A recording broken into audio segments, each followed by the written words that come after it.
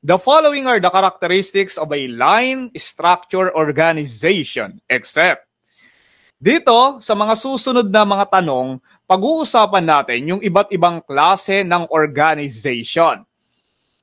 Papaunahan ko kayo. Ang una dyan is yung line structure organization.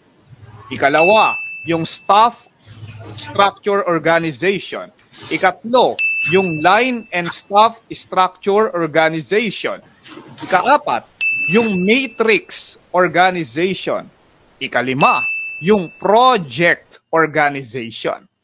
Meron yan iba't ibang katangian at meron yan iba't ibang bentahe o advantages. Meron din yang mga disadvantages. Lahat naman di ba?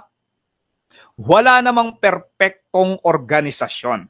Ngayon, yung tanong dito sa pangalawa, the following are the characteristics of a line structure organization.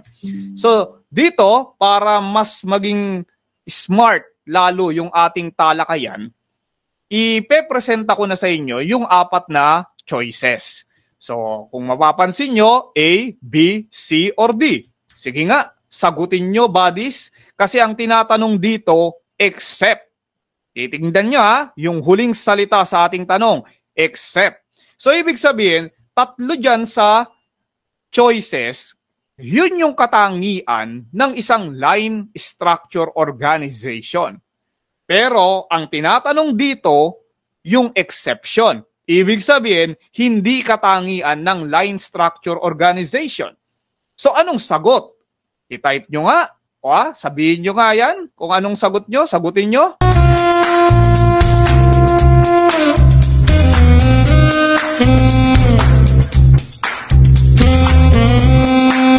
Ayan, tama kayo mga buddies, di ba? Ang tamang sagot ay they are grouped based on their specific skills and knowledge. Bakit? Kasi itong letter D, ito ang karakteristik ng anong type ng organization. Sagutin nyo nga, anong type yan?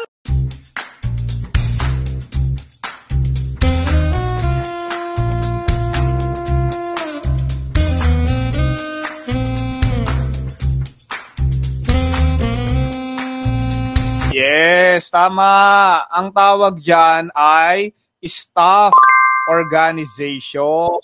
Na kung saan nakagrupo yon base sa kanilang partikular na kakayahan at ginagawa. Halimbawa, pagka ikaw naging alagad ka ng batas at ikaw ay na-assign sa SACA. Wala kang ibang gagawin, Buddy J, kundi mag-focus sa trabaho ng SACA dahil hindi nagsisinungaling ang ebidensya. Diba? Nakagrupo kayo base sa inyong kakayahan. Ikaw ay kinakategorya dyan sa SACA. Yung staff organization is also known as functional organization. Tama kayo dyan. Nakabase sa function. Nakabase sa ginagawa. Nakabase sa specialization.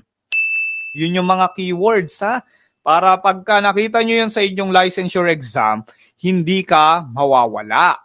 So halimbawa naman, si Buddy Maria, na-assign naman siya sa women's desk. Kasama niya si Frances, si Lady, si Venice, at yung iba pang mga Marites, hindi.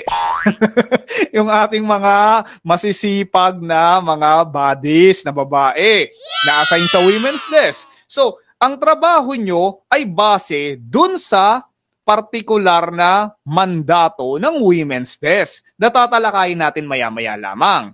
So, halimbawa naman, si Buddy Daniel o kaya si Buddy John, kasama rin si Buddy Ronel at si Buddy Iman, isama mo pa. 'Di ba? Nagsama-sama sila. Saan naman sila? Halimbawa, inassign naman sila sa intelligence group. Nak ng tinapay. Intelligence, ang lupet. Ang lupet. Intelligence. So, yun yung function mo. Wala kang ibang gagawin kundi yung mga tungkol dun sa trabaho ng intelligence group. Yun yung functional or staff organization. Ngayon, para mas kumpletuhin natin yung talakayan. Kasi kung papansin ninyo, yung number 2, the following are the characteristics of a line structure organization. Ibig sabihin, itong letter A, letter B, at letter C ay mga katangian ng line structure organization. Halimbawa, letter A, simplest and oldest form. So ito yung kauna-unahan o pinakamatandang forma ng organization. Bakit? Kasi nga simple lang. Sa salitang line, ibig sabihin guhit mula dun sa mataas papunta sa mababa. Yun yung line structure organization. Di ba napakasimple nga? Mula dun sa boss mo papunta dun sa mababa. From superior to subordinate. So, line. Simple. Pangalawa, yung letter B. Authority flows directly. Mula dun sa boss papunta sa kanyang alagad. Alagad talaga yun. Minions? Mula dun sa boss, papunta sa kanyang subordinate. Diba? Directly and vertically. Pag sinabing vertically, patayo. Diba? Patayo, pababa, ganyan. Downward. From the top of the managerial hierarchy, ibig sabihin mga matataas, to different levels of managers. Kasi meron tayong iba't ibang level ng management.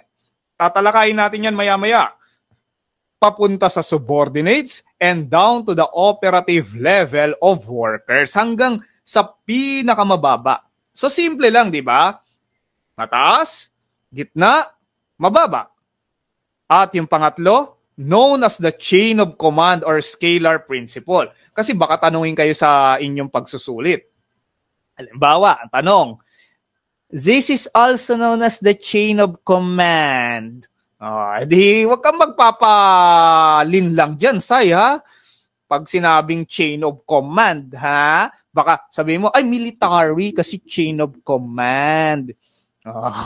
Well, related ang military, related ang police, related ang law enforcement, related ang public safety, pero ang best answer is line structure organization.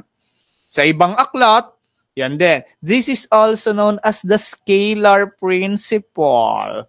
Again, huwag kayong magpapalinlang dyan, ha? That is supposed to be a bonus. So, ito yung mga characteristics ng line structure organization. Aim Smart, your review authority.